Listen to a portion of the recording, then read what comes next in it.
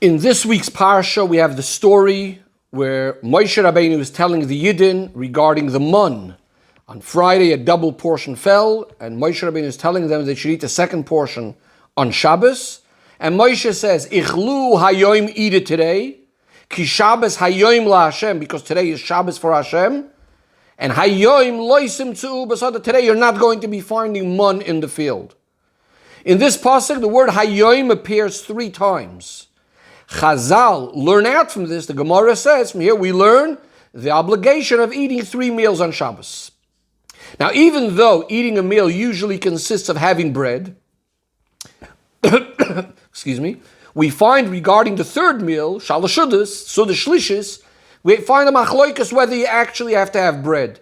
There are opinions that you could be yotzeh just with mezonos. Some are more lenient, that you could have it with things like meat and fish. And some are even more lenient that you could have the third meal with fruit. The Alter Rebbe, however, says that we shouldn't really rely on all these leniencies unless it's really impossible. Otherwise, if you're very full and it's going to be painful to eat, but really you should have the third meal properly with bread. Nevertheless, it's known the minig of our Rabbeim that usually they did not eat bread at the third meal, and they were yotzeh just by eating something, having something small. And the reason for this is because when we look at the 3 times hayoim in that pasuk, each one corresponding to one of the meals, the third time hayoim, it says hayoim loy. Today you won't find the mun in the field, and therefore they didn't eat bread, similar to this idea that there was no mun. Mun was bread. It's considered bread in many ways. The mun was not found, and therefore they did not have bread. To explain this al pi chassidus, it is that it says that the third meal corresponds to the day that's all Shabbos, the time of La'asid Lavoi. Olam Haba, regarding which it says that Ein Boi Lo Yachila V'Lo Yishtia, the time of Olam Haba, there's no food and no drink, and therefore this Su'udah is not a regular meal, but we specifically, we don't have bread in it, in other words, to signify this idea that it's similar to the time where we're not going to be eating and drinking. Says the Rebbe, we know that our holy Torah is a unified Torah, it's one Torah, and all parts of Torah fit with each other. So therefore we need to understand, how does it make sense that according to Nigla and Shulchan Aruch, this would be considered a leniency not to have bread? Alter Rebbe paskins that we shouldn't rely on this leniencies. And yet Al Pi Chassidus was saying that this is some sort of hidur, not to eat bread because it represents such a high level. So the Rebbe says, the explanation is, the Alter Rebbe himself writes, that the concept of Sudas Shabbos is purely just for pleasure. And if someone is having tsar from eating, then not only isn't there an obligation that he should eat, but in fact it's better he shouldn't eat. Because then it's going to be tsar, it's going to cause him pain, the opposite of Oinig Shabbos. And just like this is true in regards to eating generally, the same thing is true in regards to what you're going to eat, the details of the food. If a person doesn't enjoy having bread, on the contrary, it's going to cause him pain, so then if he eats it, he's actually achieving or doing the opposite of what Sudas Shabbos is supposed to achieve, which is the pleasure.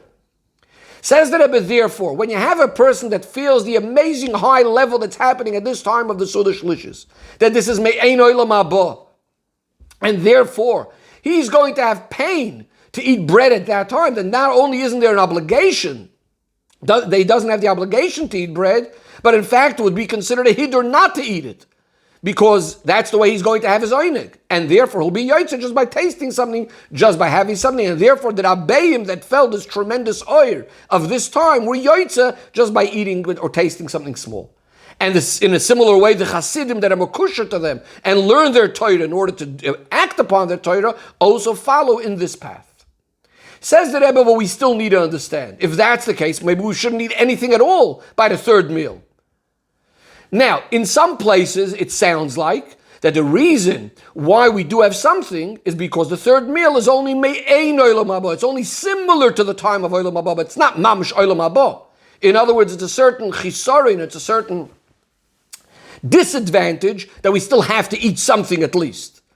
But the truth, says the Rebbe, from a Rishima of the Frierdiker Rebbe in the name of his father, the Rebbe Rashab, and it's brought in Hayoim Yoim, he brings in connection to this idea that the third meal is associated with this darga of hayoim loy, this level that's beyond eating. And he says we don't eat bread, but he says, but we still need to eat something. You have to taste something. And in regards to this, he brings what Rabbi Yossi says in the Gemara, Yehei Chelki, my portion should be from those that eat 3 meals, which makes it sound like that eating at the third meal is actually a positive thing. It's a great thing. In other words, it's coming because of a certain milah. In other words, it's not only that this chisaron that we're not up to this highest level yet. It sounds like it's a positive thing. We need to have part of the third meal as a great thing. Says the Rebbe, we need to understand how that is. And also says the Rebbe, what exactly is the proof from Rabbi Yossi? If we're trying to say the actual idea that one needs to eat 3 meals, that it should have started off in this pisgam from the Rebbe Rashab, the actual point, a person has an obligation to eat 3 meals.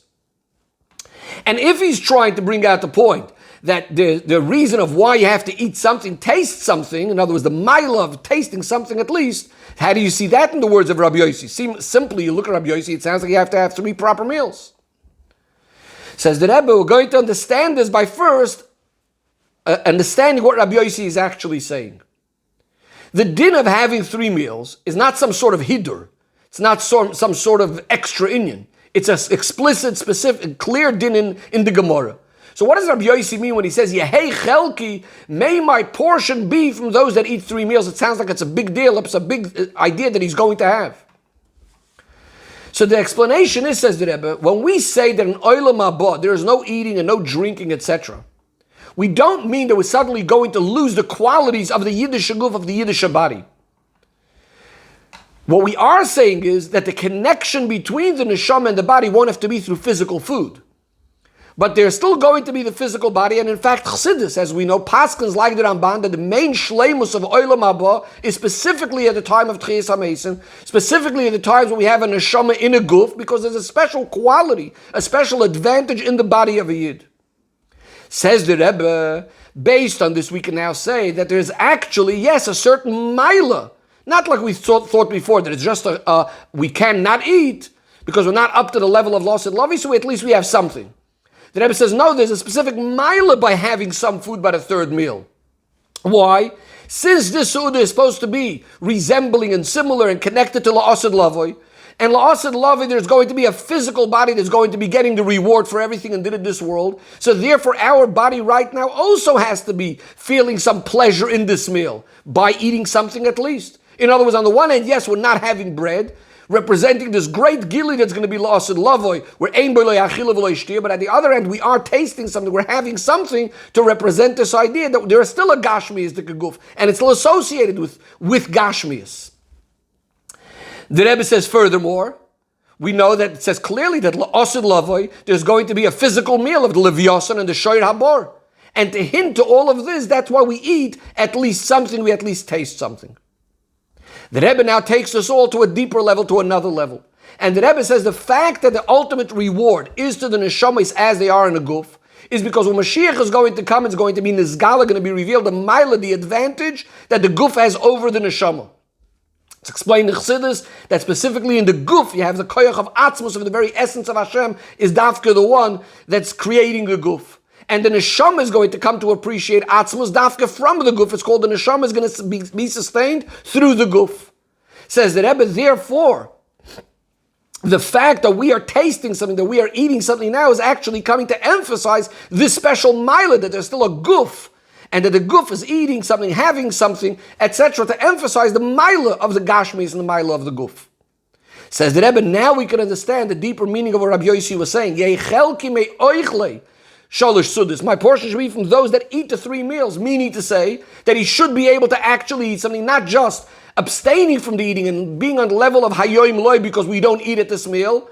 We're trying to focus on the milah of the gashmias. In other words, that there should be the food. I should be able to taste something, and this should be the timing. In other words, you should feel the milah of the guf, of the gash, of these inyanim that are going to be revealed lasid lavoi, which is the milah of the guf. And that's why we're bringing the proof, the Rebbe Rashab is bringing the proof from Rabbi Yossi by saying that a person should be tasting something. In other words, from the fact that Rabbi Yossi says, Chelki, my portion should be from those that have the 3 meals. He's showing that there's a certain advantage in having food also by the third meal, even though this is a day that says a meal regarding which we say Hayoim Loi, that's seemingly negated from food.